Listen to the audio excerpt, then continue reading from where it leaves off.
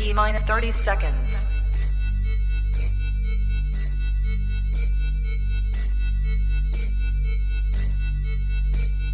T-minus 20 seconds.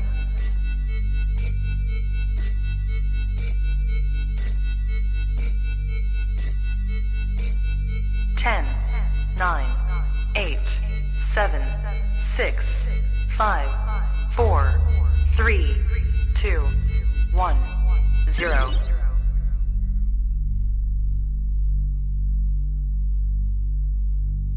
LadyChann! Fight!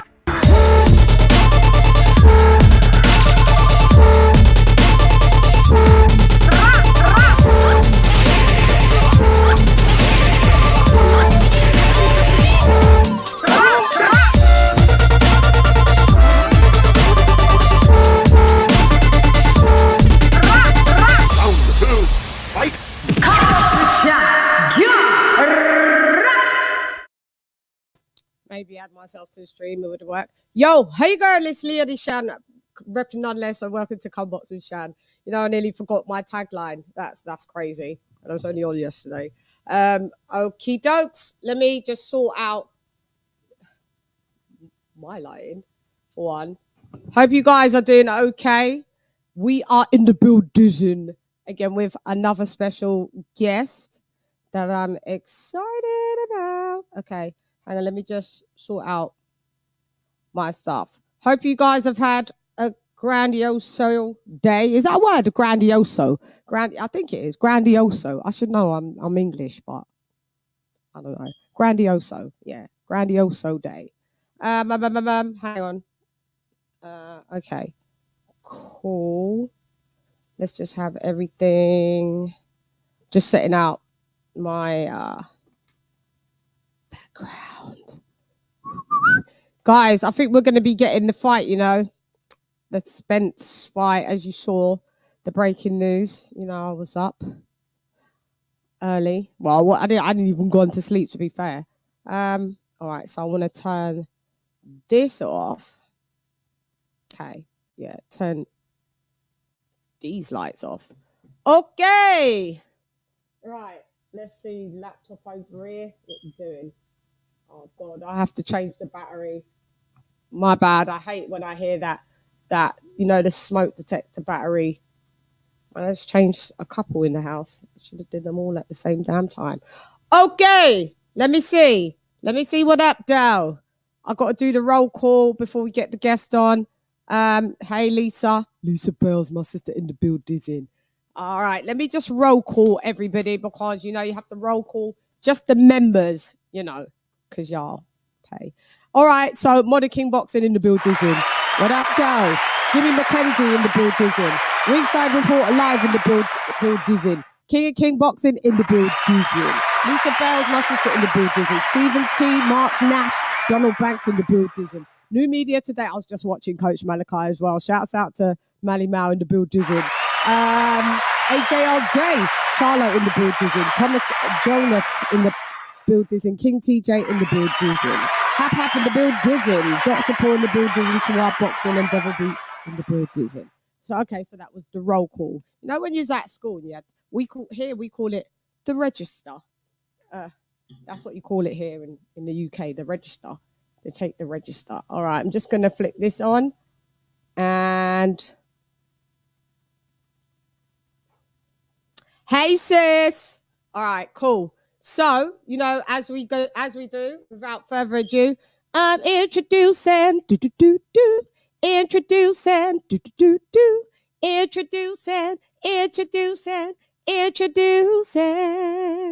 IBN CASON. What up? Hopefully I didn't butcher your name, because, you know, is it IBN CASON? You said it right. Can you hear me clearly or no? Yeah, I hear you loud and clear. Can I get Ibn Cason? Huh? Can I get an Ibn Cason in the build is in? There's an Ibn Cason in the build is in. Yeah, I like that. What up, though? Thank you, sir, for coming through. Massively appreciated for coming through on this little show. I feel good about being here, and I'm glad you invited me to come through to your show because Oh, I'm in the building. Because you're in the building. Yeah, Yes. yeah, that's right. That's right. Yeah, you are in the build. We got to give you a round of applause for that. You know, yeah. We are. We're both in the building. It's funny. Everyone always laughs when I do that. I've got everyone saying it. They're like, Chann, where did you get that from? I'm like, I don't know. It just entered the building. It's I just weird. I like when the deep part comes in the Yeah, building. with the part. I know. Yeah. I turn Tony Braxton on them, don't I? Yeah, it's crazy. It's crazy. So we are here, and let me just make sure which one, because I don't know about you. I've got about 20,000 pens on my desk, and none of them like to work. So let me just make okay. Yeah, because I had to back up. It's crazy because I'd be halfway through a show, and then the pens just decide to not cooperate. Mm-hmm. If you know what I mean. So you gotta get yourself that Apple pen. what is and you write that on your iPad? Use that on the iPad. There you go. That's Okay. it. Yeah, I haven't. Do you know I had an iPad back in the day, like literally when they first kind of came out, and then I gave it to my daughter and she used it, and now she's gone through like a million more. I don't use an iPad anymore, but I should get another one. I should get one, and then I could just use that, and it never runs out, does it? It never runs out. Yeah, no, that's dope. This stays in the building. That stays in the building. Yeah, so so does the ink. The ink never runs dry. It's just Never. The digital age is amazing, isn't it? The stuff that becomes obsolete. Like we're gonna miss pens. We'll miss them. We will miss them. We'll miss paper. You know. Yeah, you know what? When I write notes, sometimes I do need to go back to a regular pen and paper. Like for some reason, the digital don't hit the same as a regular pen and paper. Same with books. I got to read a book. I can't do the Kindle. I can't absorb it. I don't know what it is. I'm the exact opposite with that. I can't read a book. I gotta use a Kindle. Really? You're the other way around. The books like the black and white like hurt my eyes for some reason. And the Kindle, the settings on the Kindle, I can just I can keep doing that. But a book, I just start going like zoning that. out on it. Yeah. Some people are like that. Yeah, I can't digest it once it's digital or once it's audio. No, I can't. I can't. Yeah, it feels like I just fall asleep. So it's like someone's reading me a lullaby. So yeah, I got to do it myself. So we have IBN. It's IBN, isn't it? Mm-hmm. Case. In it.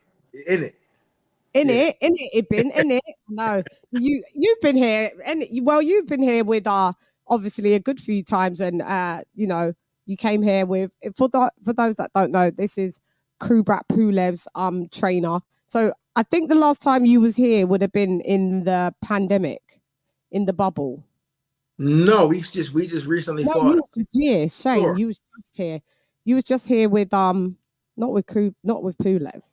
Yeah, with Pulev when he fought Derek Chisora. Yeah, that's it. Sorry, yeah, that's it. Well, I've just ingested so much boxing. Yeah, so you was here 2020 in the bubble. I think it was 1,000 people that was allowed in Wembley. You was at Wembley. Oh yeah. It was people there, but we was in a bubble in the hotel, but it was people there. Yeah, and then you was back with Pulev and Chisora. Yeah.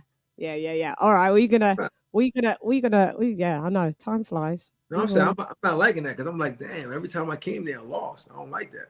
I know. You're gonna have to try and win. Yeah. Somebody gonna have to take this L besides me. I can't take no more L's. I'm done. Yep. Can't do that. I can't do that no more. I'm done. I don't like that. I don't like that. Yeah, maybe the UK is just a place where you're not supposed to be here with fighters. No. I'm a winner. Winners we might get knocked down, but we always get back up. So I'm gonna get my win. Definitely. Somebody gonna take the L besides me. Yeah. No, we'll get into that. I need to actually put the my bad. I need to put the banner up as well to let people know. Well, the thing is, it's weird because you're you're speaking to someone that's from the UK. So usually when you come here with your fighter's not the home fighter. So I'm not usually rooting for your fighter. Right. That's fine. So yeah, so in that way, yeah, because he's usually the away fighter, isn't it? So he's fighting a UK fighter. Unless he comes across a UK fighter that I don't like. really like, yeah, then I won't But care. you still kind of gotta be in his favor because it's still your home team. I understand it. Yeah, That's fine. yeah. Still, Yeah. yeah. But Still, what happens when now you know me, you meet me, you like me, and now you got to root for kind of me, and you got to kind of root for the UK fighter, but you might not know the UK fighter, but you do know me now. So now what happens now? I root for you as a person. As a person, huh? Yeah, no, I'll root for you all the way around. Like what will be, but yeah, that's quite a difficult one. That's a difficult one. I'll root for you every single time unless if you're the away fighter, then we just cut ties for 36 minutes. That's all. 36 minutes. You could do without me for 36 minutes, can't you? I'll be all right. You be all right. You be all right. Yeah, you be all right. Yeah. And then we're back. And then we're back. Yeah, then I'm back rooting and you're back rooting. Good. No love lost. And we're back like we never was back lost. in the building. Yeah, we're back in the building. You know, love's there. Yeah, so we go. That's a good question. You've asked me a good question. You said he's going to answer me some questions, didn't you? I am. I will. I'm afraid. I'm usually asking the questions, so it's going to be a different one in the building. Yeah, definitely. Yeah. So let's see what you pull out the bag for old Channy Annie. Sorry, I'm just trying to type this. Oh man, I need to get some glasses, Ibn, because being in front of these laptops and things all day, every damn day, it does play havoc on your You gotta get the Blu-ray joints. So that's what I need. You are That'll correct. work. That's what I need, yeah, because this is bad. So how's the weather out there? Baking hot? No, it's nice. You see that sun in the background? It's nice out here. About 75 right now, no humidity. So it's nice. You know, it's cold where you are, right? It's just cooled down now. So we do Celsius, but if I give it to you in Fahrenheit, it's about 68 here at the minute, 65. But you got the moisture in the air, so it kind of get cold a little bit. See, we don't have yeah, you live in the desert, don't you? Exactly.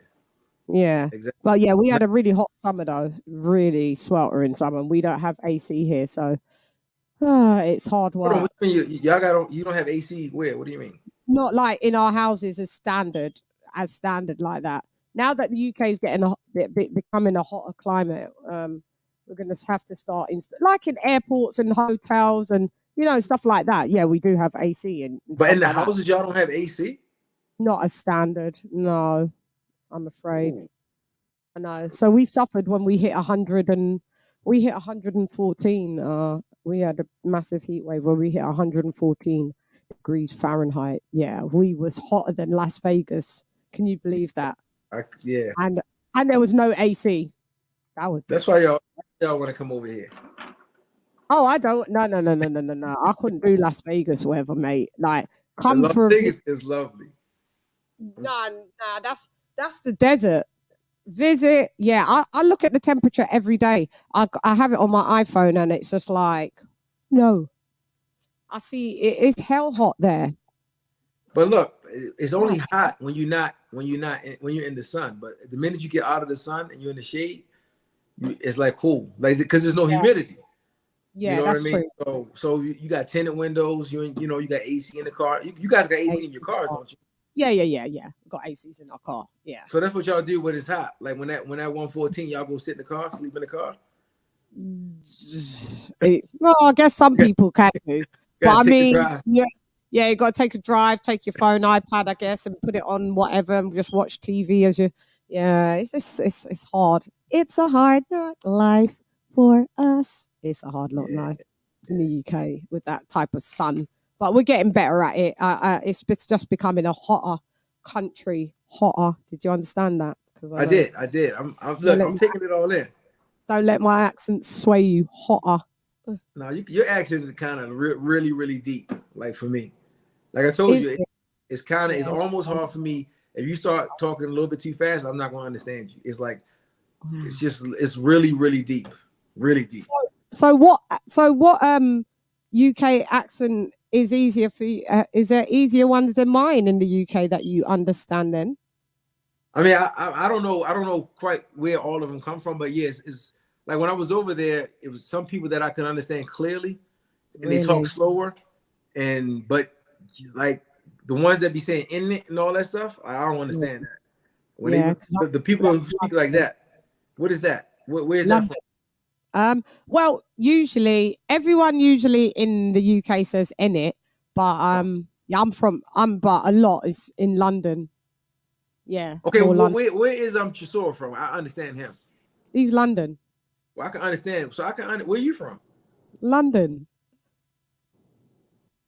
Okay. I don't know. I mean, is it different like Burrow? Mad slow. He talks mad slow, doesn't he? Yeah, I can understand him clearly. Like everything he says. I know what it is. I know what it is. It's because in London, depending what part of London that you're also from, your accent is different, and your dialect is different, and probably the speed that you speak at is different. So I think that Derek Chisora is he's quite well spoken, but he has that bit of a drawl with it as well. So he talks kind of like this. Yes. So yeah. So that's why I think you understand him. But I speak like this, and it's quite fast, and it goes like this, and it's just a bit woe for you. So I will slow it down. So have you ever seen that movie called Lock, Stock, and Barrel? Lock, Stock, and Smoking Barrels. Two Smoking Barrels, yeah. It's Lock, Stock, and Two Smoking Barrels. Back in the day, yeah. Back in the day, right. Okay. Well, where were they from? I couldn't understand nothing they said. They're from East London, and I grew up a lot of time there, so I can actually speak like that. So they're like, all right, mate, so what you talking about? You want to get the fucking stash out the fucking car? I'll get you out the car. I'll pipe you one, mate. I'll tell you that. I'll spin your marrow off and fly it over there. Yeah. That's it right there. Yeah, that's it. Yeah. So this conversation to be over, you start talking like that. He's left a bit dizzy. Yeah. You're like, I won't understand nothing you saying with that. I ain't understand nothing. You know. Yeah, and then you were probably speaking a little bit slow, but then they also speed it up more. Yeah, mate. So what are you talking about? Yeah, we just go down the upper Olympians and down the stairs and we'll fly off this marrow. Yeah, mate. He's a fucking boss boy. He's a fucking wanker. He's a fucking idiot. He's a fucking cunt, mate. I'm not having it, mate. Not no how, not no way. Nah, mate. Not on my watch, mate. Not on my watch, mate. What you saying, mate? What you saying, mate? What you got to say? In it. In it. Yeah, you got that in it. You got that in it, man. And also from that movie, I like that. What was that little show? It's like the little hood show over there y'all got. Which one? Oh man, I saw. What is it called? Not Carry On. No. They like gangster with Deshaun. Oh, I know, Top Boy. Top Boy, yeah. Like it's hard me. I gotta read. It's a great show. You need subtitles. I definitely watched the whole thing with subtitles. Definitely watched the whole thing with subtitles. That is wild, yeah, because that's But is that a good show over there? Like, is that? Yeah, it's a brilliant show.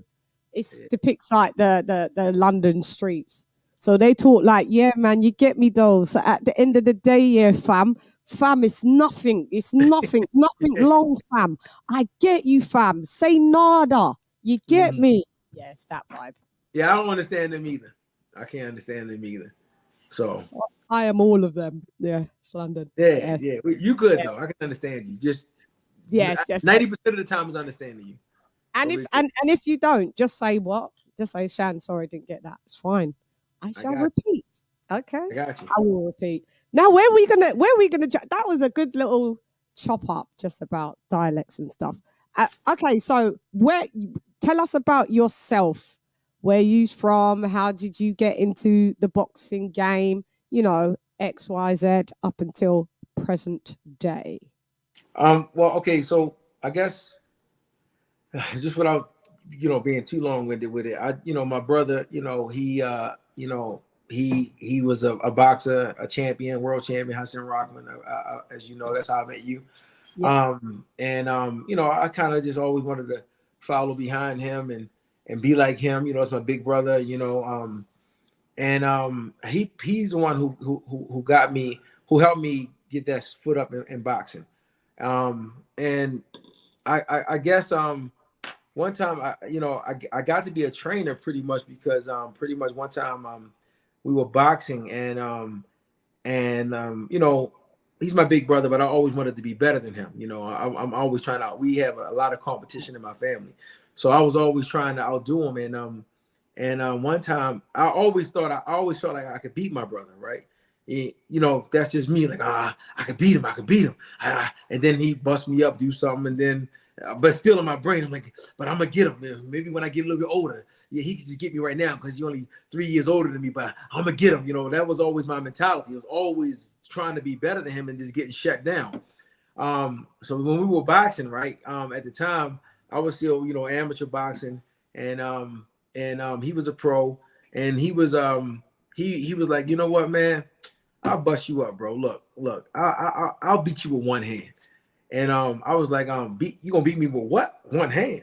You must be out your mind. And then we adults, you know what I mean? So but he said, yeah, I just use my jab and I'll beat you. And I said, all right, bet, let's do it. So we got in the ring, and I'm thinking I'm about to F him up something terrible. Like, this is my time. I'm about to dig into him, right? Because I'm punching, right? So I'm like, yeah, I'm about to bust him up. Yeah, he gonna feel this one. Man, he beat the brakes off me. He beat me worse than he did when we were just boxing regularly, right? And I remember sitting back, like after that session, right? I sat back in the locker room, and I remember like this memory will never leave my head. I was saying, dang, you remember that Rocky thing where he's laying in the shower with the water? Yeah. Yeah, I kind of was like that, you know, Violated. like, Yeah. Look, I'm here like this. Yeah. In the bathroom, you know, just sitting there, right? And I'm like, dang, man, if this man beat me with one hand, imagine what he would do with two hands. Sheesh, man, this must not be for me. Because I mean, dang, in my brain, I thought I was on his level. You know what I mean? I had nobody to tell me that, bro, this man is fighting on HBO. You're an amateur. What are you doing? Like your eons difference. Yeah. But because I'm thinking from a little brother perspective, like we always right there with each other, I'm not thinking about the beauty in the sport of boxing. You know, I don't know this at the time. You understand? And I had nobody to tell me that, bro, chill out, bro. That was supposed to happen to you. As a matter of fact, now that I'm a coach, I realize that when it would have been better for me, Hassim's best punch, what people thought it was his right hand, but it really wasn't his right hand. Jab. I like his jab. Because the jab set up everything, right? Mm-hmm. So when we took away that right hand, when he called himself handicapping himself, he actually became a better fighter. So I was getting the best Hassan. It probably would have been better for him to let that right hand go because I might have saw that. Right. You know what I'm saying? Right. But him just playing with me with the left hand, he was so fluid and it was heavy, like boom. I'm like, oh Lord of mercy, what is this? Because he got like heavy hands. So I never understood. So anyway, that's pretty much. That's pretty much when I decided that, you know, this must not be for me. If I can't beat him with two hands and he got one, what I'm gonna do when he uses two? And so I just made a logical decision. Like, okay, you know what? I still love boxing. I want to do it. Let me get into the training aspect. So I would still help him out in the sparring, and I would spar with him, like when he would knock somebody out in training for a camp. I would go in and fill in for the sparring while we trying to find somebody else that can spar. He never really went all out on me. So but it was still good enough for him to still, you know, maintain. You know, yeah. And then I would get up under all the trainers because he had so many different trainers that he was working with, and they still thought I was going to box because they saw my potential. And they thinking that I'm a boxer, and oh yeah, you up next after your brother. But in my brain, I'm like, man, I'm not boxing. I'm already making calculations. I'm just trying to learn whatever I can learn from these trainers, so that way I can start training, because I want to. And because I was no threat to these trainers, because they figured I'm a box, they taught me everything. They just kept teaching me and loading up. And every single trainer that would come into the camp would give me their little ins and outs, and because they figured that I'm gonna be their next heavyweight champion. Oh yeah. So they showing me this, they showing me that. I'm like, yeah, oh yeah, I do that. Oh yeah. Like that. Oh yeah, hit him like that. Oh, okay, we good. So anyway, that's kind of how I built. I started getting my knowledge in the game, in the boxing game, and then a bunch of other stuff happened. Skip all that. Then I became a trainer and had some fighting, and I am where I am now, pretty much. How many fighters do you train? I trained 2 full-time. Yeah. When I say full-time, meaning they live here in Las Vegas. And then I got 2 in Bulgaria that I train with. And then I got another guy that I'm semi working with, another guy in Sweden that I'm semi working with. So I would say 2 full-time. Like KUBRAT, I train him as well, but he's not here right now, so I'm not training him right now. You know what I mean? So, but 2 that I do every day on a daily basis. How did you get into contact with training KUBRAT PULEV, and when did that relationship start? That's just pretty much. I also I trained another world champion, Samuel Peter, and I worked with him for the majority of his career, from about 12 fights on up. And his manager is a guy named Ivelo Gatsev, who is Bulgarian. So we developed a great relationship from being 10 years around each other all the time. And so when he was helping out with the management of the Pulev brothers, so obviously he knows me, he knows my training styles, and he recommended me to Pulev when Pulev came here. Like, everybody winds up in Las Vegas, and everybody wants a trainer, and so he recommended me, and I came in because KUBRAT's his I would say his OG trainer is Uli Wegner. That's like his father. Like, that's like I don't want to say his father, but that's just like his like that older man. That's like the ultimate guy, right? Yeah. But Uli couldn't always come all the time, Well, so where was he based? Where was he? Uli's in Germany. Oh, okay, yeah. So he's a couple countries away. Yeah, and he's older as well. Yeah. And he can't, and he has a lot of knowledge, but he can't do certain things because he's older. He's kind of like that guy that got to sit on the stool and call out stuff. You know what I mean? So a couple, Uli would be over here, and I would kind of work up under Uli, and then a couple times Uli couldn't come, and then I would take the reins, and then he kind of got to know who I was as a trainer, and he started to understand what I was able to do, and the benefits of what I could bring to the table. But it took a long time for KUBRAT to trust me. KUBRAT is a very, very, probably one of the most intelligent fighters I know. Besides him and my brother, like, they very, very smart. And a lot of these, I would say 90% of these trainers, I mean, I really don't think they know what they're doing. Like, maybe 95% of these trainers, they don't know what they're doing. And so when you get a smart fighter like Hassan or KUBRAT, and then you get these trainers that are just telling them stuff, they know that the trainers don't know what they're talking about, but they might not say nothing to the trainer. They just start developing. And then they get so many trainers that start telling them stuff and that doesn't make sense to them, that they just start to shut these trainers out. And so then when another trainer like myself comes there, and all of a sudden it's like, okay, you just another trainer, just like all the other trainers that I went through, and you probably don't know what you're talking about either.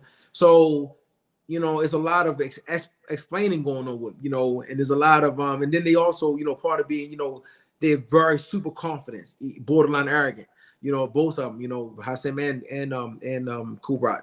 So when you get that confidence, then when you are trying to articulate to them some things that you may think they're doing wrong, then you got to break down a barrier, because they built up this barrier that these trainers don't know what they're talking about. So it took a long time for me for KUBRAT to finally get to the point where he's just starting to listen to some of the stuff that I'm saying. Only now. Just now. And he's only just listening to you now. I mean, like, Right. and we still like now I can go back and forth with Kubrat. Like you just gotta is like with my other fighters, I could just tell them, give them a little explanation, and they got full trust. They know they understand. You know, we went through it already. But with Kubrat, and he's older as well, and he kind of set his ways.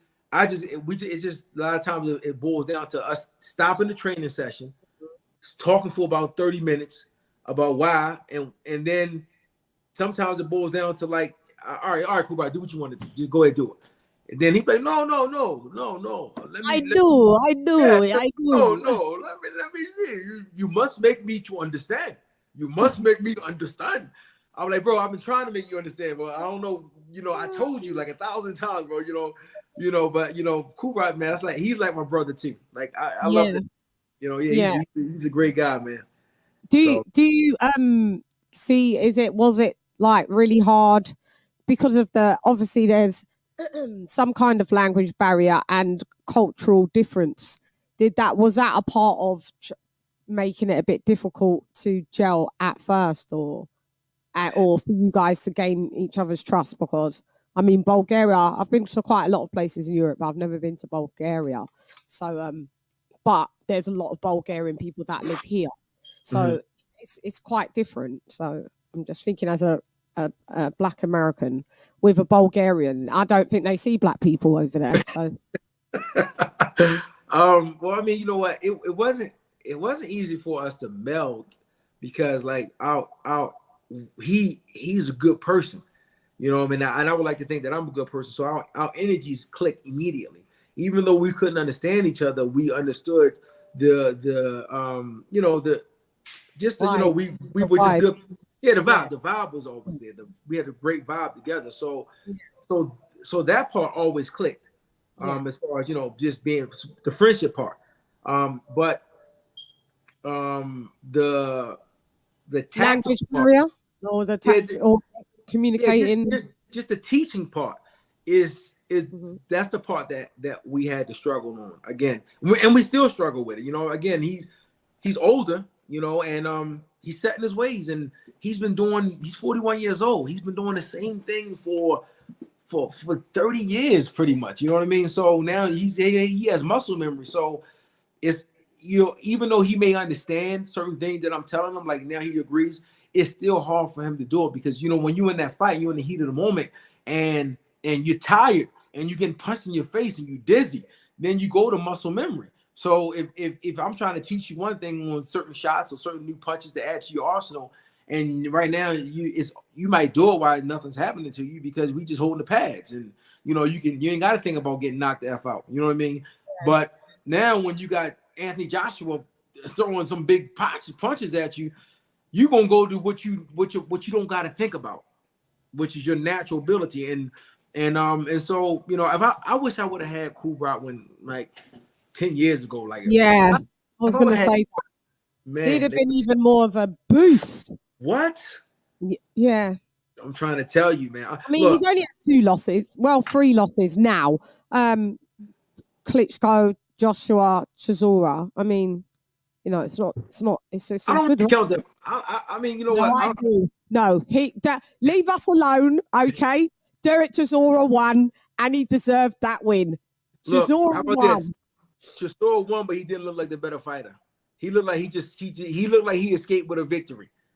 Yeah, no, he looked like he escaped with a victory. So, and I give it to you. You got to do more when you come into somebody's backyard. You have to convincingly win. So I agree with that. You understand? Yeah. But I think it's just that Chisora's been jobbed so many times and been robbed and jobbed, as we say, so many times. It's like, oh fuck it, go on. But I mean, you know what? He did look good. He looked better. Chisora, my man. I mean, I know him. We did a camp together with Pavekin when he was over there. Yeah. I like Chisora. He's a really good dude, a really good person. Yeah. And he's kind of like like street like I was raised kind of. Yeah. But my problem's not with Chisora really. I really do got a problem with, not a problem, but I don't really think that the Anthony Joshua, like I don't understand how y'all so high on Anthony Joshua. Like Nah, mate, don't you dare. Don't I mean, you. I'm just like, I'll cast a spell on you. Don't you like, what's the like? my What favorite fighter. do you really think? Like, you know what? With Anthony Joshua, I Go think ahead. that he has tremendous potential, but I don't think no one has ever taught him how to fight. Like, he could be such a great fighter if I'm he. going to give you perspective in a minute, though. You said what? I'm going to give you perspective about that in a minute. Okay, well. I mean, give me perspective because I want to know. I think he could be a great fighter. I think if he learned the fundamentals of boxing, which I don't think he knows. I don't think he knows the fundamentals of boxing. I mean, when he fought KUBRAT Pulev, right? Mind you, you saw me over there, right? I came a week before the fight. I came the week of the fight when we had to go to the bubble. The reason why COVID hit, they all got COVID. So Uli Wegner was the head trainer. He was over there, and all of them, the whole camp, got COVID. And I didn't get COVID because I didn't go over there because I was this was like at the height of the pandemic. Yeah. So luckily I didn't make it over there, and so I was able to go in. But they couldn't train at all. They could not train. And if you look at the weight of KUBRAT, he was like really small. If you look at that's the smallest he's been in his career, isn't it? Right, because he was drained. I don't know about you, but I had COVID, and when I had COVID, I had COVID. I had the COVID diet. Like I lost like 20 pounds easy. I was happy. I'm like that's one thing. That's the one thing I like about COVID. Is I lost weight. That's it, right? But he was like he was weak. He had no power.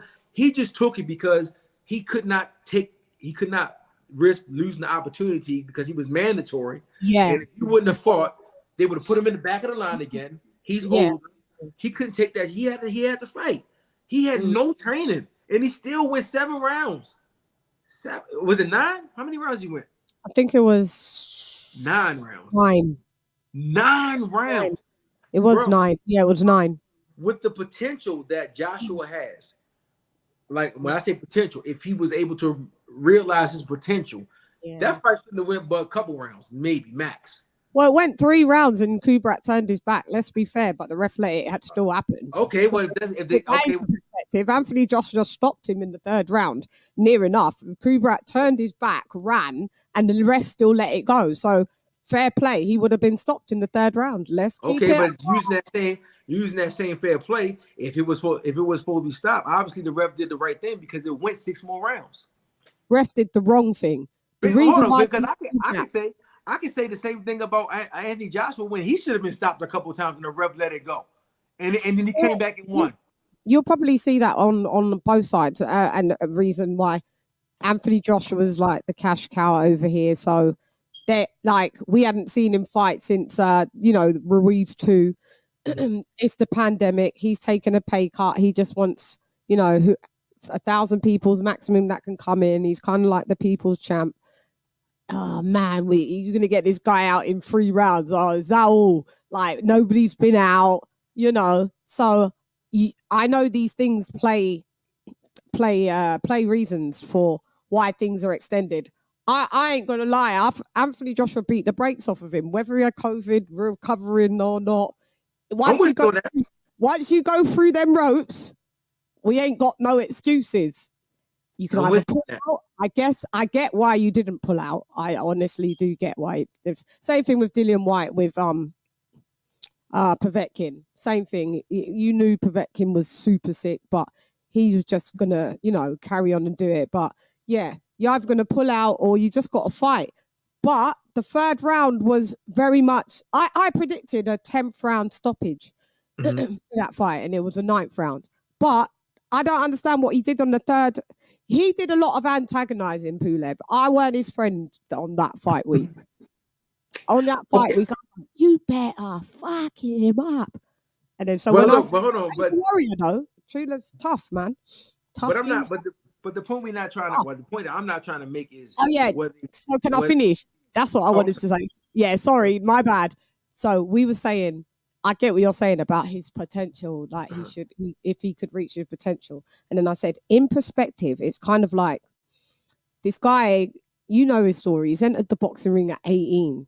He's then placed gold, 3 years later, then, turned pro, and he's never really had any tune-up fights. So I guess that's why he's never learned really, I don't know, maybe the fundamentals. He's always had at that time Rob McCracken, who is the amateur coach for our future Olympians and whatever. So I spoke to Ronnie Shields as well, and he said the same thing. He said there's like Anthony Joshua knows like step 1, but then doesn't know step 2, but then he'll know step 4 and 5, and then you've missed out 3. Like, it's weird. There's things that you think he should know that he doesn't know. Like what you're saying.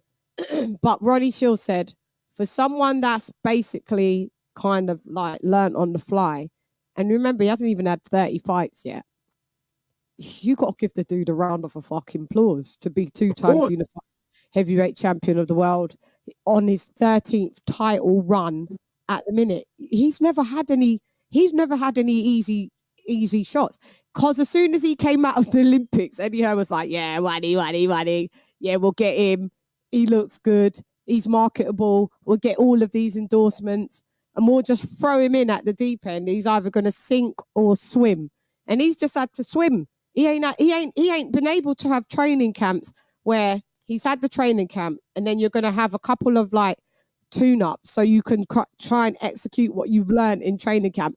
He's just gone arena to arena, stadium, all in a row. So how do you learn like that then?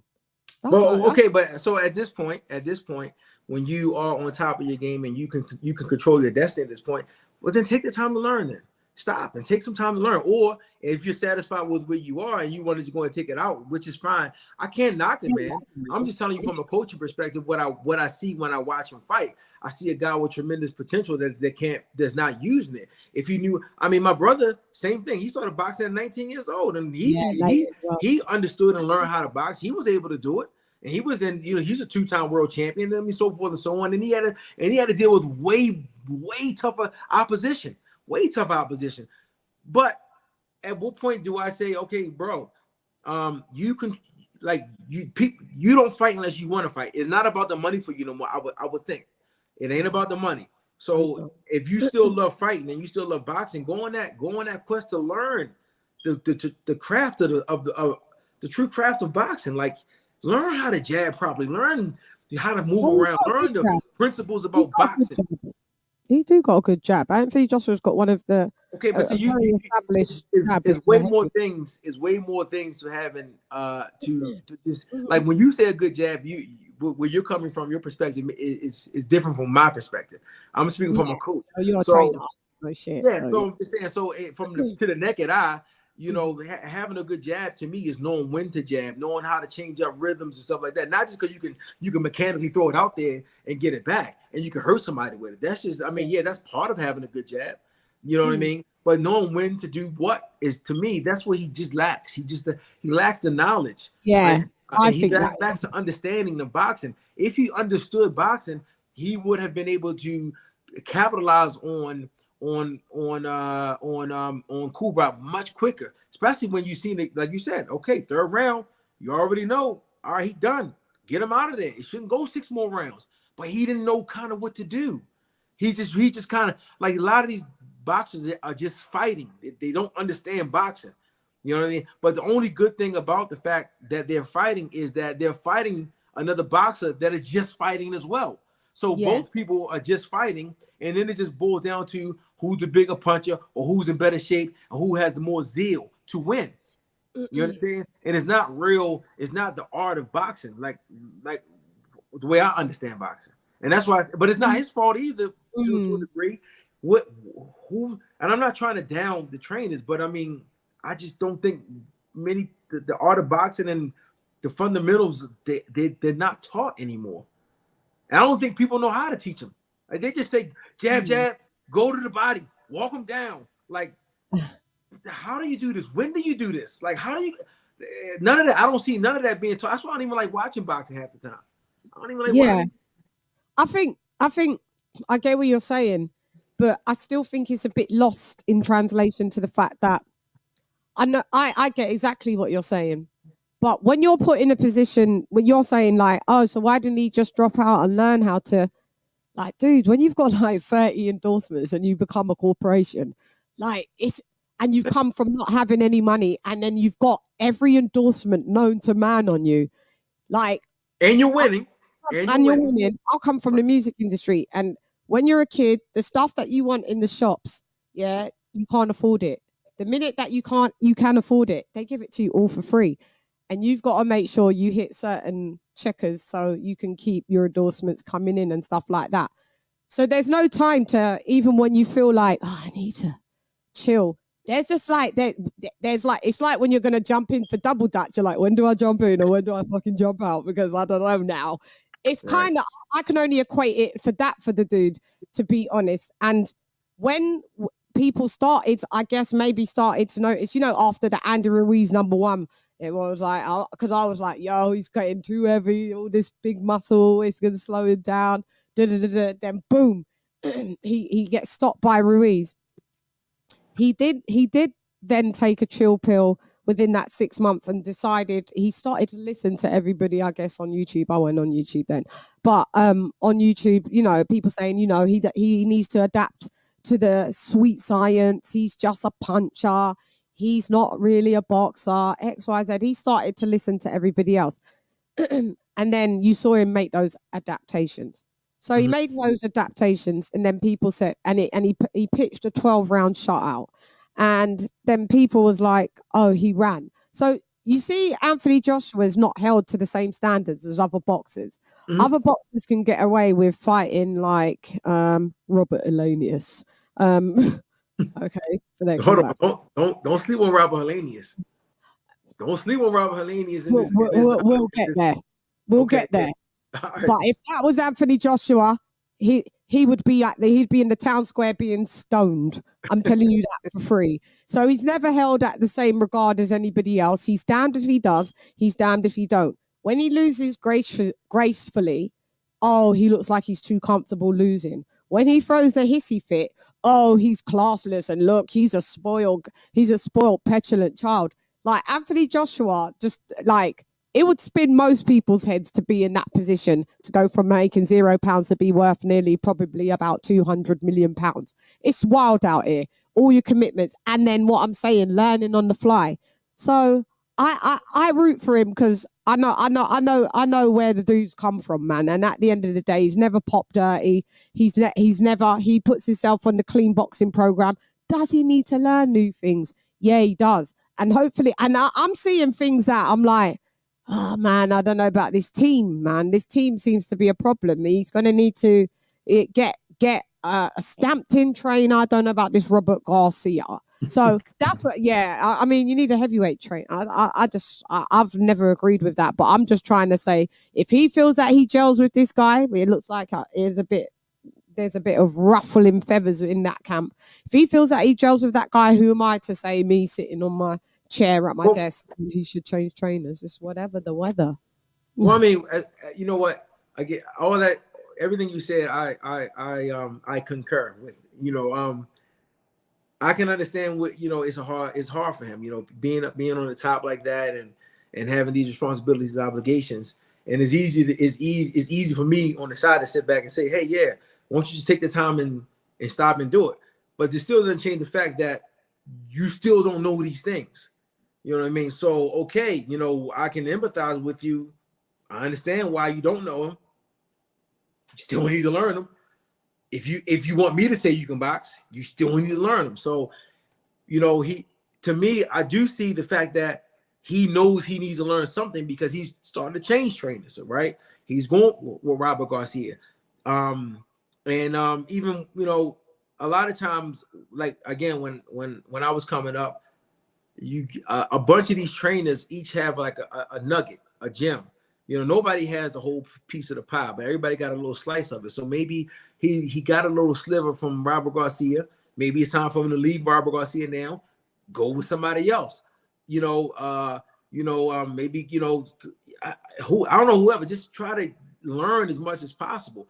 I don't think I don't think the public's going to really allow him to fight an easy fight. So I can't really say that. That would be ideal, you know, to get somebody to learn something and get somebody that's not as difficult, so you can kind of, again, you know, get used to, you know, getting out of your comfort zone with some new stuff.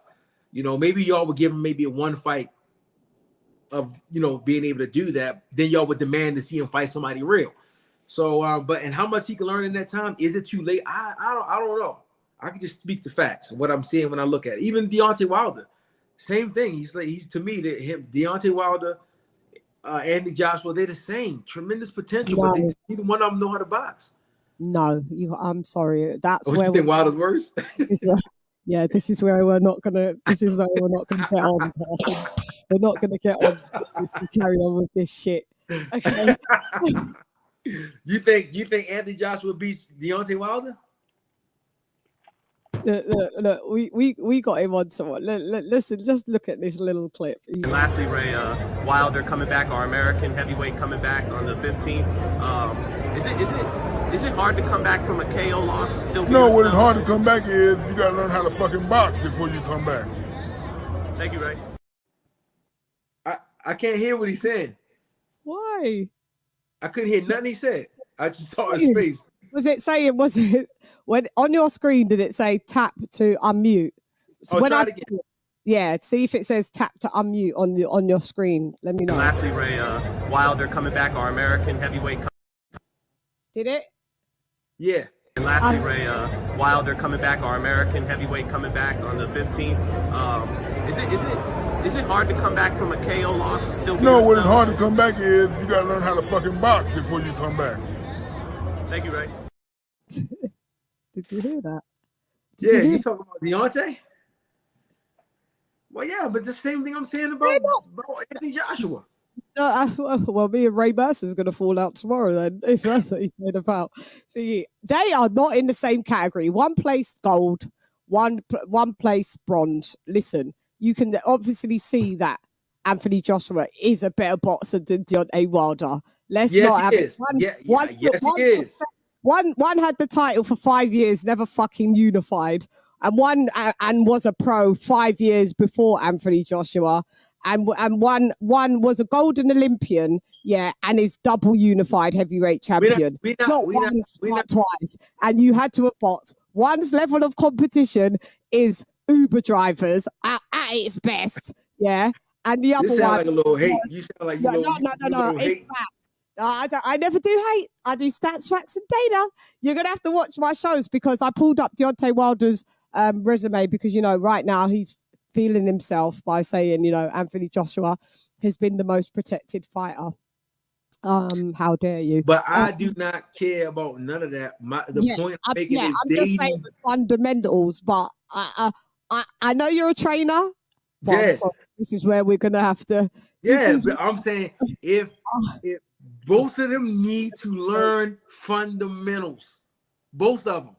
The same amount of fundamentals? No, everybody's different. If somebody need more, some need less, but they both need to go to school. Does Andy Ruiz need to learn fundamentals? No. None. No, he's good. He knows how to box better than them. Andy Ruiz needs to get in shape and lose some weight. He needs to get his cardio better. Weight fundamentals. He does. I just can't. I'm just not. It's not no hate, but it's just Deontay Wilder just doesn't cut it for me. And he's 37. There's total difference. Anthony Joshua's 32. Deontay Wilder's 37. It's just. I think they're a bit. He's 37 now. Anthony Joshua's only 32. Yeah, he'd be 33 soon. He's still young. Exactly. Look, how about this? Anthony Joshua should have never lost to Usyk. Oh, that's easy. You better not say he won that fight. Ain't that? No, I didn't. No. That's easy to say that. How can you say he shouldn't have won to arguably number 1 or number 2 pound for pounder? But that's like saying Deontay Wilder shouldn't stop with that. Stop with that. You still throwing accolades on there, like just because.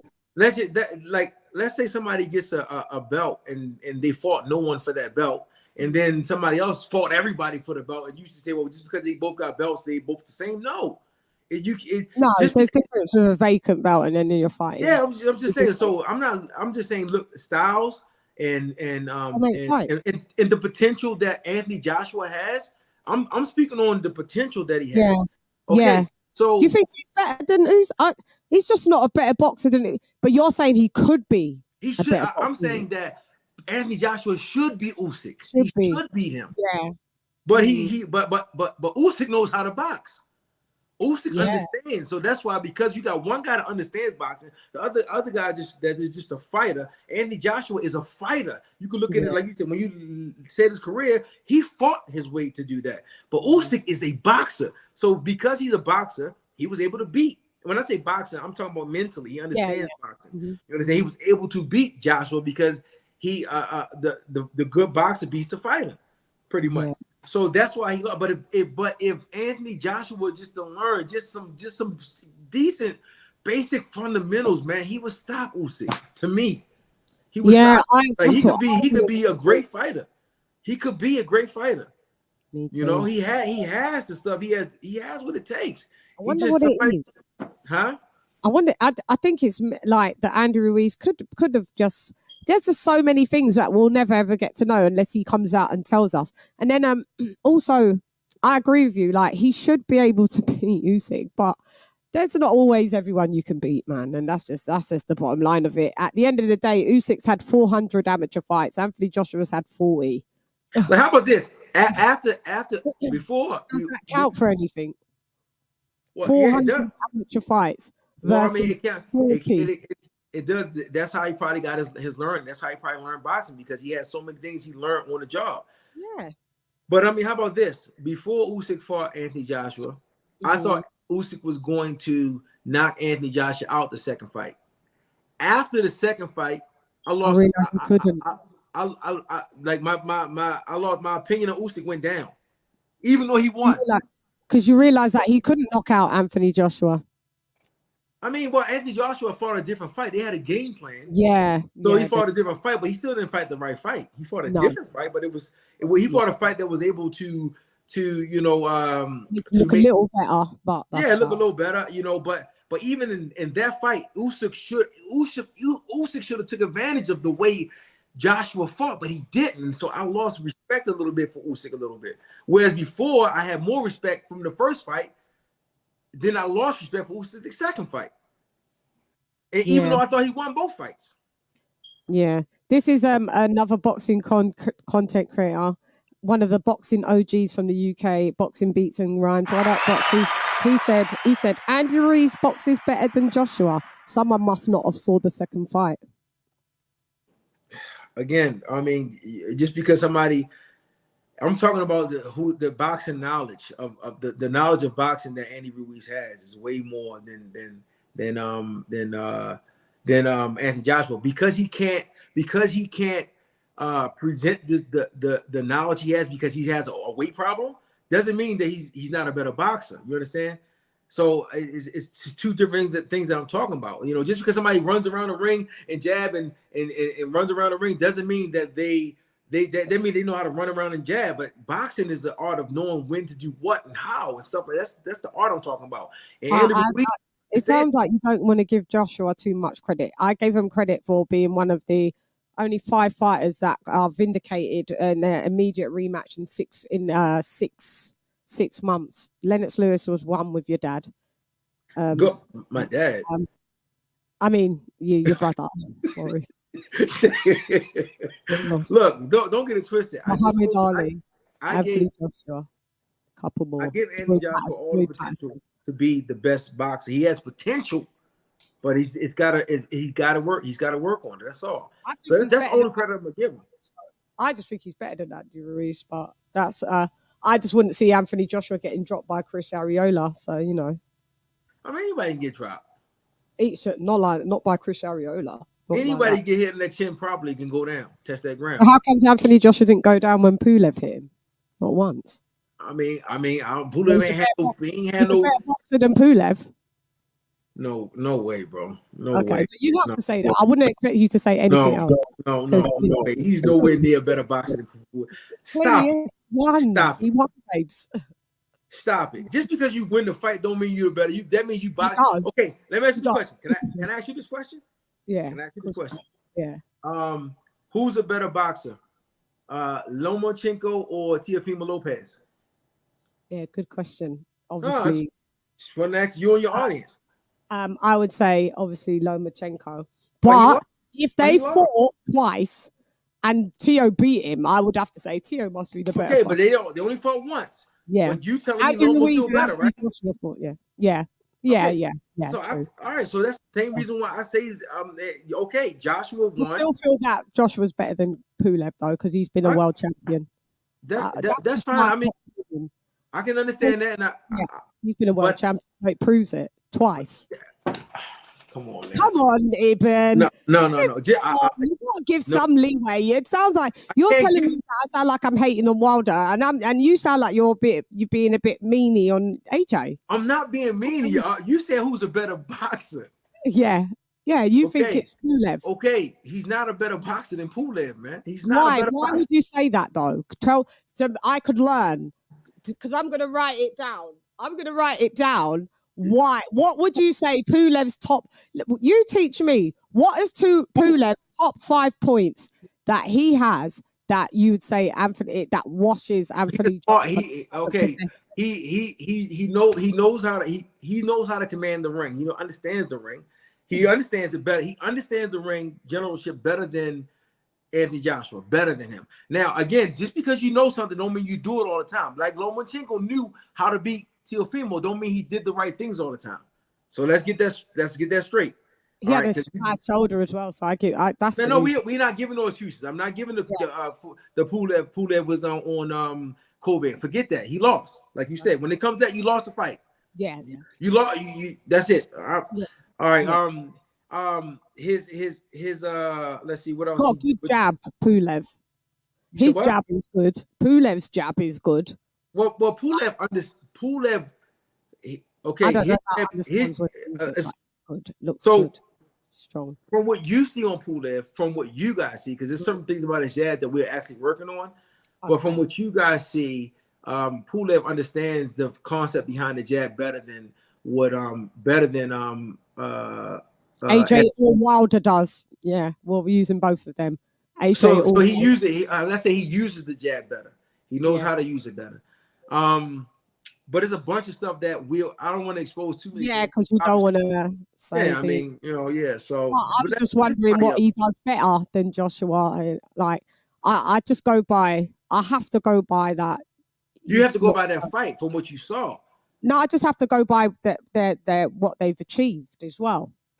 That's just like, would you say, okay, your brother, my brother, he was undisputed, but when he was undisputed, there were still better boxers than him, wasn't there? Yeah, of course. Yeah, of course. But I mean, but again, also opportunities is you got to count.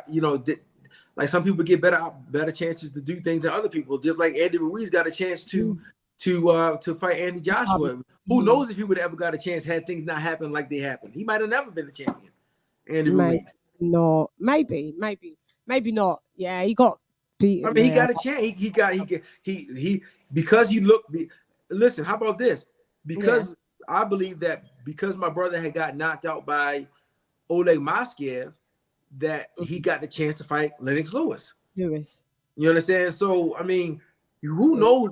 Just because you're a champion or you get an opportunity, like opportunities doesn't, and you capitalize on those opportunities doesn't mean that you're just better because you became a champion. And there's plenty of people out there that make box better, but they never get that opportunity to showcase it. Yeah, they don't. But we can't down the guys that had the opportunity and created one. And I don't down them. I'm just not going to give them. I'm not going to give them merit just based upon that. I think we're critiquing on two. So Beats has come back and he's like, now Pulev is better than Joshua. Funny shit. He's a better boxer. He's a better boxer than Joshua. Yes. Well, let's I mean, again. How about we call? Let's do it again. Is the brother serious? Let's do it again. Oh, Anthony Joshua knocked 9 belts out of him in the thing. You said Come what? on, Why he? Listen, he's why he? nearly 10 Why? years older than him. Oh, said come what? on now. Pulev's 10 years older than AJ now. It wouldn't even be fair fight. Well, then he could, but he, you know, we all agree he got to learn some stuff, right? Right? AJ got to learn some stuff, right? Not from Pulev, maybe. No. I'm saying he got to learn some stuff, right? Yeah. So he can tune up on. Let him tune up on Pulev while he learning it. Pulev's already had his opportunity, mate. Oh yeah, this was his second time round. There's only so much. It's only so much paydays that you want your 5% out of Carson. Payday. You want payday? I know that. It's this. Payday. You want payday? I know that.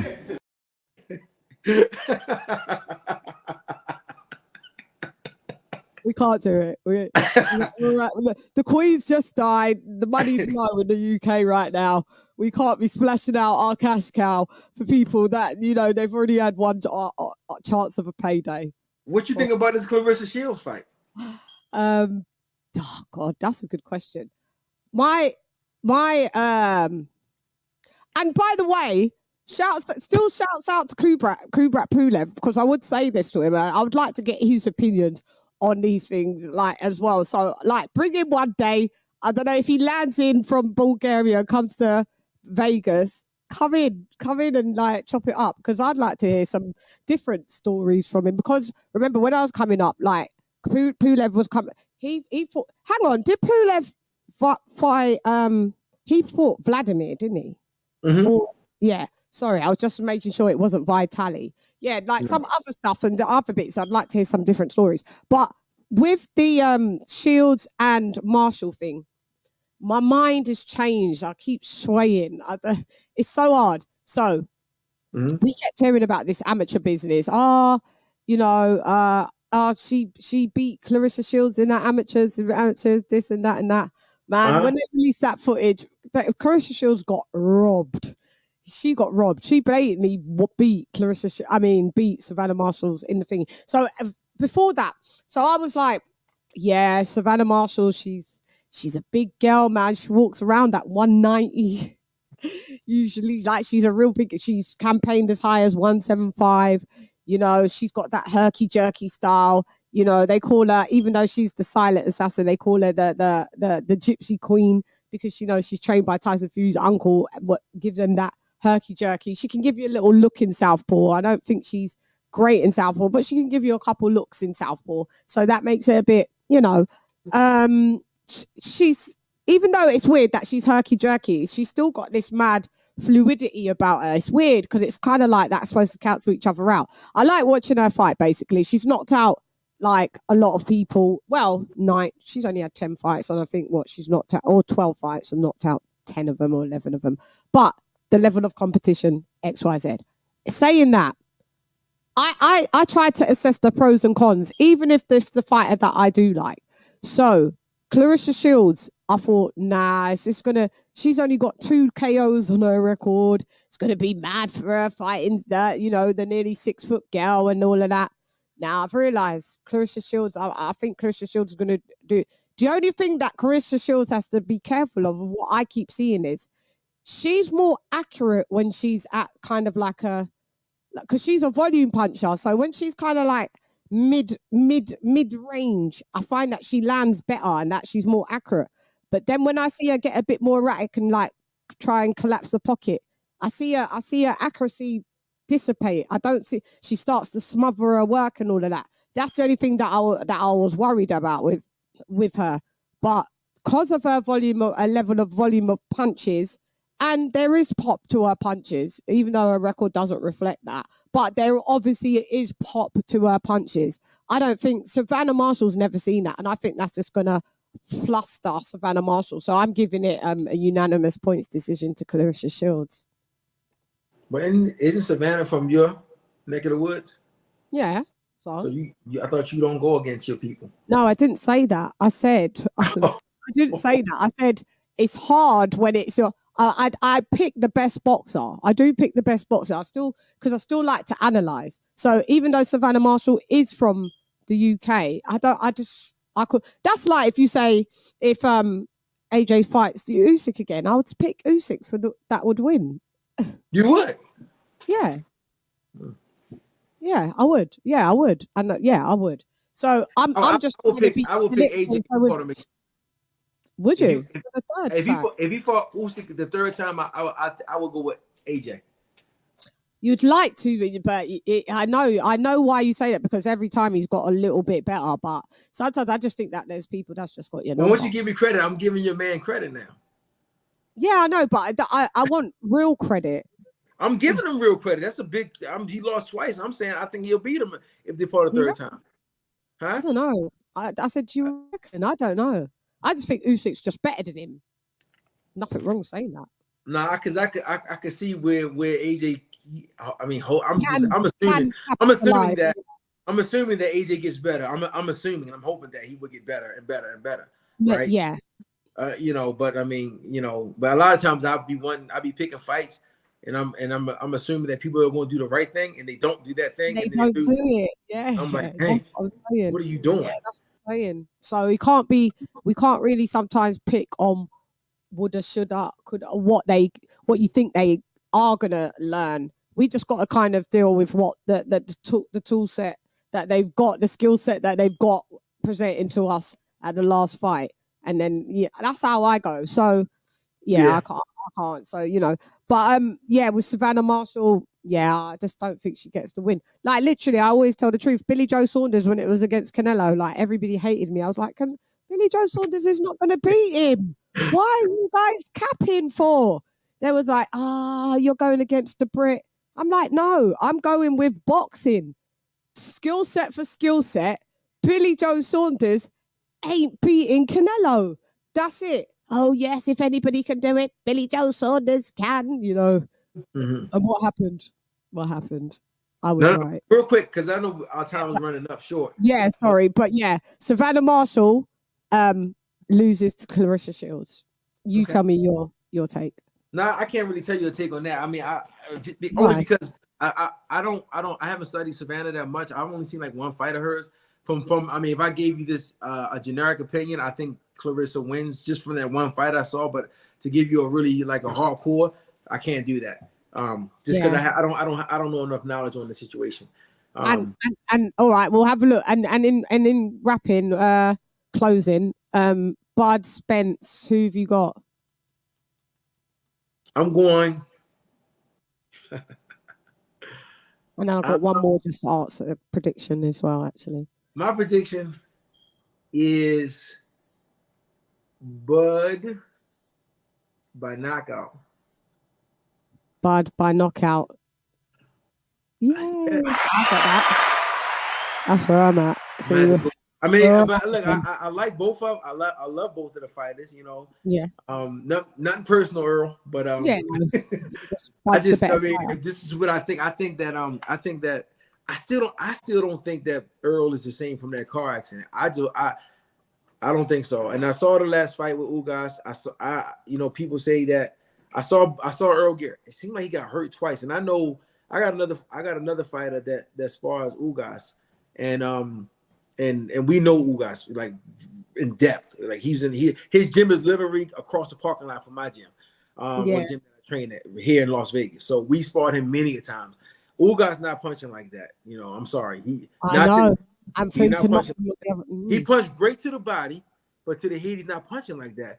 But he hurt Earl, and I'm like twice, and I'm like, yo, how could?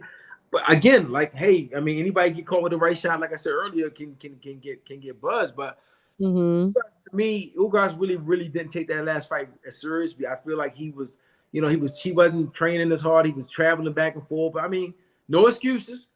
But from what I saw from Earl, I just don't think he's the same after that accident. And I think that Bud is going to. I think that he's the better boxer. I think he got more dog in him. Like he's got that grit, switch hitter, proper southpaw, comfortable at southpaw. Yeah, Very let's- comfortable at Southpaw. And also prediction on Hellenius Wilder and Joe Joyce Parker. And then you can leave me. Man.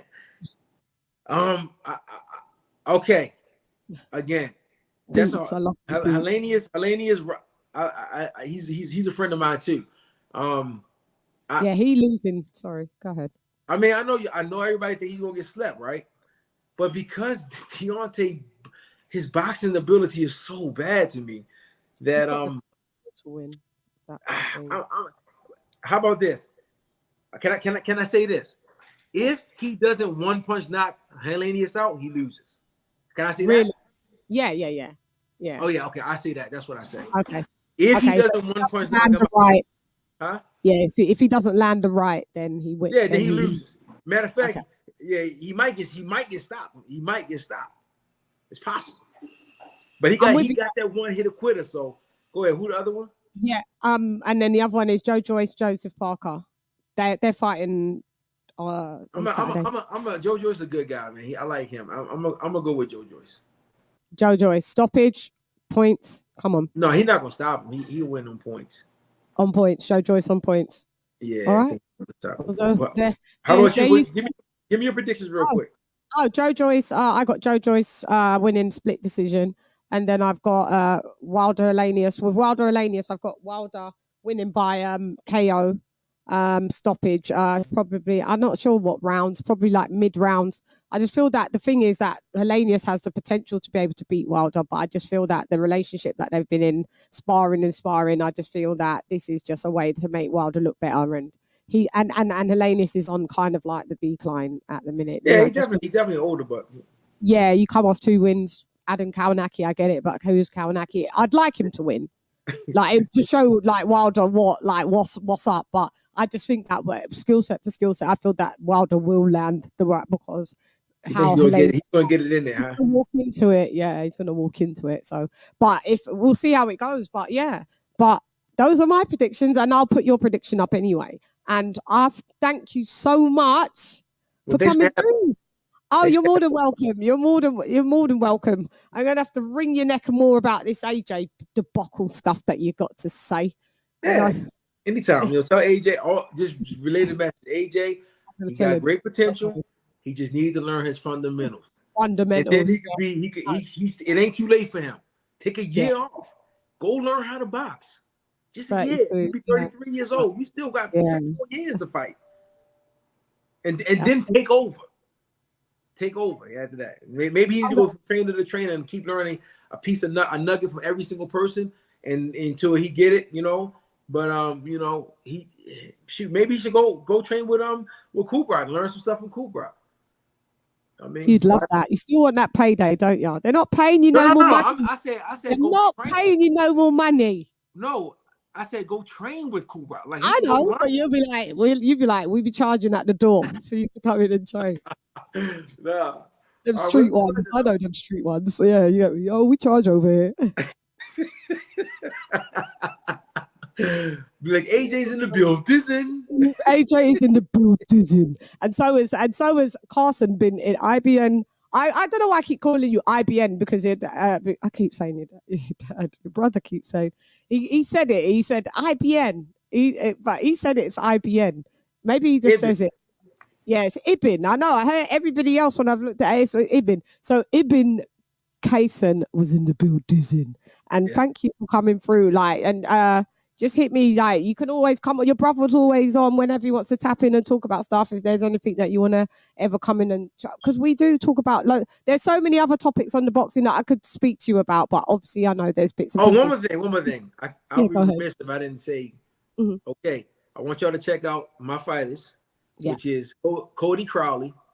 What weight division? You have to say what weight divisions as well. 147. 147. We'll come over there, bust up your boy Conor Ben. If y'all need, so I got him for Cody Crowley. I got Robin Safar. He's a cruiserweight. We'll come over there and bust up your boy Okoli if y'all need. And I got another girl. I'm gonna make this girl. We're going to God willing. I want to make her the best boxer, the best woman boxer to ever live. I think. Her name is Joanna Noamadawa. Okay, y'all don't know her yet. What weight division would she be?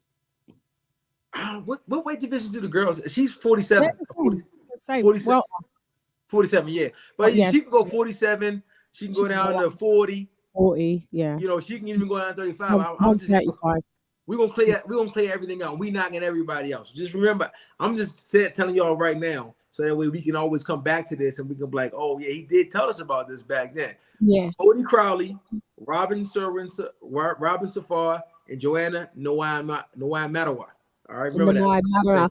And Rolling with the Punches said, great to meet you, IBN CASON. Be safe out there and good luck. So, yeah, thank you. Good luck with your channel too. Thank you. Oh, thank you so much. Thank you. You have now left the building. Have a good day and I'll shout you later, okay? Okay, you too. Take it easy. Thank you. See you. Bye-bye. Bye.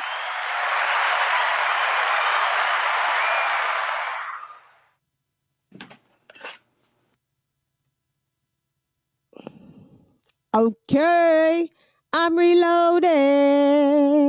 Okay, so go like that. Yeah.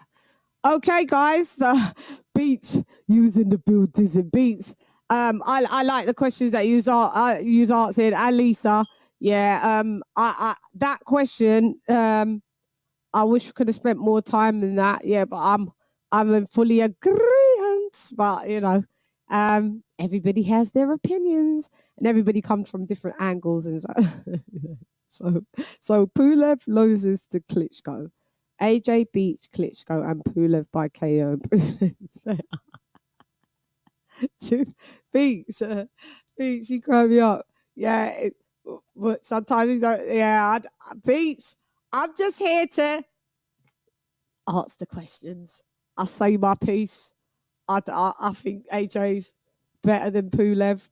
But hey, every trainer's supposed to say that their fighter is better. You know, they are supposed to say that. You wouldn't have a good trainer if your trainer went, nah. You know, but I guess there's different ways that you can express this. But I had a happy chop up, easy to talk to, and stuff like that, and a jolly fellow. So shouts out to IBN CASON in the building. Yeah, and that's me. I'm finished. I scrubbed up just for an hour and 22 minutes. It's a hard knock life. So I could take the headphones off now, God, because it's baking hot in here now. Got my fan on, but I want to shout out to everybody that came through. So let me give you the roll call. So Rolling with the Punches was in the building. Lisa Bell's my sister in the building. Boxing, Beats and Rhymes in the building. Go check out his channel if you ain't subscribed. You guys are gonna check and go, oh, Chann was live.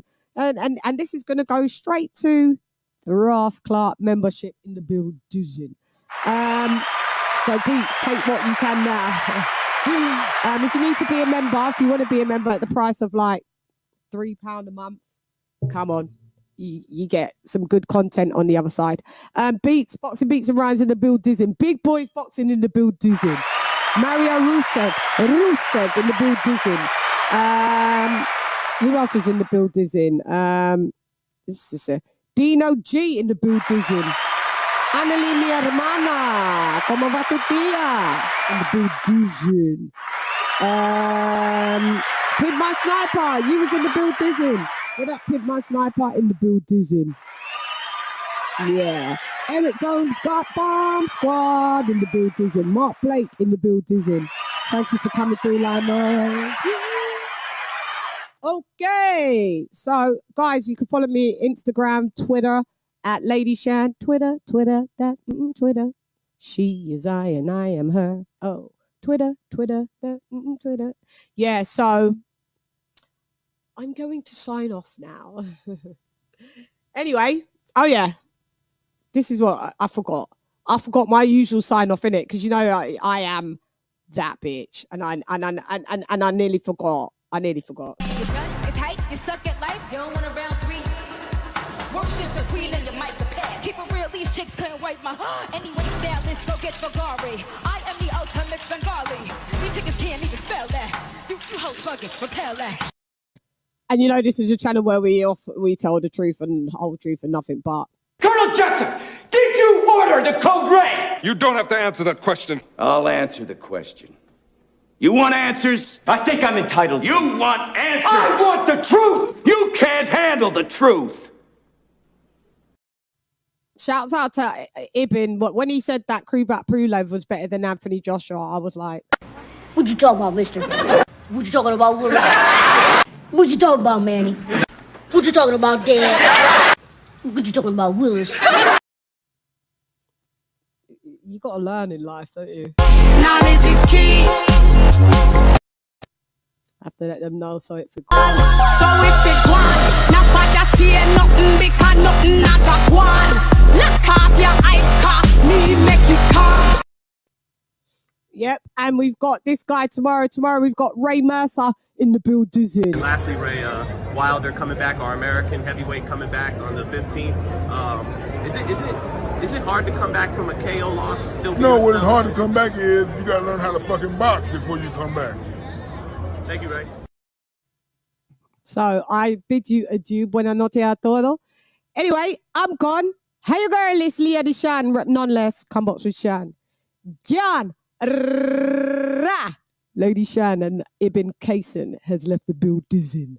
Gyan. LadyChann.